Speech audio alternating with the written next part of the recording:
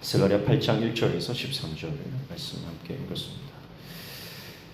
하나님께서 이스라엘을 반드시 회복시키겠다.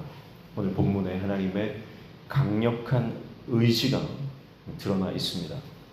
1절부터 쭉 계속해서 만군의 여호와 하나님의 이 말씀이 임하여 하나님의 말씀이 임하여 그래서 계속해서 반복되어지는 만군의 여호와, 이것은 전쟁에서 싸우시고 승리하시고 모든 주권을 쥐고 계신 그 강력하신 하나님을 표현하는 그런 표현이죠. 그래서 이것은 하나님께서 반드시 이스라엘을 위해서 싸우시고 반드시 이기시고 반드시 일을 행하실 것이라는 것에 대해서 강력하게 말씀을 하고 있는 것입니다. 그래서 1절에 보시면 만군의 여호와의 말씀이 임하여 이르시되 2절 만군의 여호와가 이같이 말하노라 내가 시온을 위하여 크게 질투하며 그를 위하여 크게 분노함으로 질투하노라. 하나님은 시온을 위해서 질투하시는 분이고 또 그를 위해 크게 분노함으로 질투하시는 분이라고 표현을 합니다. 이것은 하나님이 이스라엘을 얼마나 사랑하시는지에 대한 인간적인 표현으로 하나님에 대해서 설명하는 것이죠.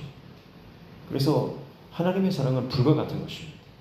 이스라엘을 향한 하나님의 사랑이 마치 사람이 누군가에 대해서 질투하듯이. 또 3절에도 여호와가 이같이 말하노라 내가 시온에 돌아와 예루살렘 가운데 거하리니 예루살렘은 진리의 성읍이라 일컫겠고 만군의 여호와의 산은 성산이라 일컫게 되리라. 주님이 오시면 예루살렘은 진리의 성읍이라고 일컬어집니다.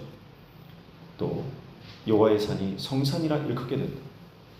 그래서 잃어버렸던 명예를 되찾고 그 땅이 거룩한 땅으로 다시 불리게 될 것이다 말씀하고 있습니다. 4절에는 만군의 여호와가 이같이 말하노라 예루살렘 길거리에 늙은 남자들과 늙은 여자들이 다시 앉을 것이라 다 나이가 많음으로 저마다 손에 지팡이를 잡을 것이요. 늙은 남자들과 늙은 여자들이 길거리에 있다는 것은 이스라엘 땅이 다시 풍요로워진다는 것입니다.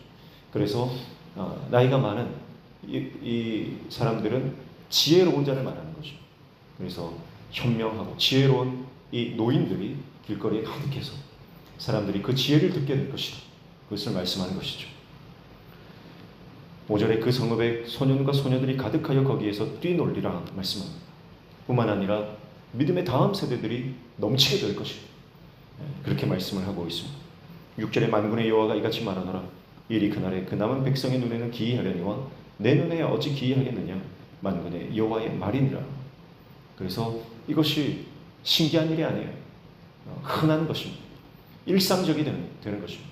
그 땅의 풍요와 그 땅의 이 풍성함이 지금이야 그런 일들을 바라보고 생각하고 상상하는 것이 정말 어려운 일이겠지만 그때가 되면 그것은 너무나 당연한 것이 된다. 기적이 일상이 되는 삶이 된다는 것입니다. 7절에 만군의 여호와가 이같이 말하노라 보라 내가 내 백성을 해가 뜨는 땅과 해가 지는 땅에서부터 구원하여 내고 8절 인도하여다가 예루살렘 가운데 거주하게 하라니 그들은 내 백성이 되고 나는 진리와 공의로 그들의 하나님이 되리라 말씀합니다. 그래서 하나님이 이스라엘 위해서 싸우시고 그들을 위해서 일을 행하시면 그 일이 반드시 일어나고야 만다는 것입니다.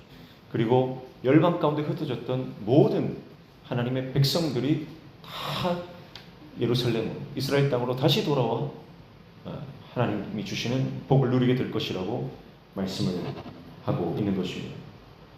여호수아 10장 41절 말씀에 보면 이런 말씀이 있죠. 이스라엘의 하나님 여호와께서 이스라엘을 위하여 싸우셨으므로 여호와가 이 모든 왕들과 그들의 땅을 단번에 빼앗으니라 그렇게 말씀합니다. 하나님이 이스라엘을 위해서 싸우신다는 것. 우리는 내가 주님을 위해서 싸우는 줄 알았습니다. 내가 주님을 위해서 헌신하는 줄 알았습니다. 내가 주님께 뭔가 드리는 줄 알았습니다. 그런데 사실은 그 반대였습니다. 내가 뭔가 했던 것이 아니라 하나님이 우리를 위해서 일하고 계셨다는 것이고 하나님이 우리를 위해서 싸워주고 계셨다. 오늘도 그 하나님께서 우리를 위해서 그분의 열심으로 그분의 성실하심으로 우리의 삶을 인도하시고 이끌어주시고 일하시고 역사하고 계신 줄로 믿습니다. 하나님 그런 분이죠. 그리고 9절에 보면 만군의 여호와가 이같이 말하더라. 만군의 여호와의 집 곧 성전을 건축하려고 그 지대를 쌓던 날에 있었던 선지자들의 입의 말을 이날에 듣는 너희는 손을 견고히 할지어다. 그렇게 말씀을 합니다. 손을 견고히 하라. 손을 견고히 하라. 자, 이것은 지금 하나님의 성전을 재건하는 이 일을 낙심하지 말고 끝까지 주님의 사명을 감당하라는 말씀입니다. 손을 견고히 해라. 여러분, 하나님의 이 말씀하신 하나님의 의지, 하나님의 이 결의, 이것이 너무나 확실하기 때문에 반드시 회복될 것이다. 그러니까 포기하지 말고 주님의 말씀을 신뢰하고 끝까지 우리에게 주신 사명을 감당하라는 것이죠. 이 말씀은 13절에도 동일하게 반복됩니다. 유다 족속과 이스라엘 족속과 너희가 이방인 가운데서 저주가 되었었으나 이제는 내가 너희를 구원하여 너희가 복이 되게 하리니 두려워하지 말지니라. 손을 견고히 할지니라. 손을 견고히 하라. 다시 말씀하시면서 앞에 뭐라고 말씀하시냐면 이전에는 너희가 저주처럼 불려졌지만 이제는 복이 될 것이다. 저주가 바뀌어서 복이 되는 인생이 될 것이다. 그렇게 말씀합니다. 고난과 역경과 어려움 가운데 처해있던 인생, 세상 사람들이 손가락질하면서 저주받은 인생이다. 그렇게 말했었지만 이제는 모든 사람들이 너희를 바라보면서 하나님의 축복을 받았다. 하나님의 복을 받았다. 하늘의 복을 누리는 인생이다. 그렇게 사람들이 인정하게 될 것이라고 말씀합니다. 여러분, 하나님은 저주를 복으로 바꾸시는 분이라고 말씀하십니다. 오늘 이 말씀은 우리의 삶에도 동일하게 적용되는 줄로 믿습니다. 그래서 어쩌면 우리 인생이 내가 볼 때도 참 고달픈 인생이다. 어쩌면 정말 오늘 말씀처럼 나는 저주받은 인생인가 그런 생각이 들 수도 있습니다. 그러나 주님 말씀하십니다. 포기하지 말고 끝까지 주님 말씀 신뢰하고 너희의 손을 견고히 하라. 포기하지 마라. 주님이 반드시 회복시키신다. 저주받은 인생 같은 우리의 인생을 복받은 인생으로 반드시 바꾸시는 하나님. 그 하나님의 열심히 오늘 우리 인생에 반드시 그 복을 허락해 주실 것입니다. 그래서 오늘도 주님 말씀 붙잡고 두려움과 모든 어려움, 우리의 마음을 힘들게 하는 상황 가운데서도 끝까지 주님 말씀 신뢰함, 주님의 약속을 믿고 나아가는 하나님의 종 되시기를 주님의 이름으로 축복합니다. 주님이 우리를 위하여 싸워 주십니다. 기도하겠습니다. 하나님 아버지,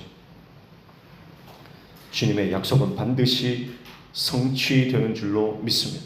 주님이 우리의 삶에 말씀하시면 반드시 회복이 일어나고 주님이 우리의 삶에 임재하시면 반드시 역사가 일어날 줄로 믿습니다. 오늘도 우리에게 주신 사명, 그렇기에 포기하지 않고 감당하며 나아갈 수 있는 줄 믿사오니 오늘도 우리의 손을 붙잡아 주시옵소서. 예수님의 이름으로 기도하옵나이다. 아멘.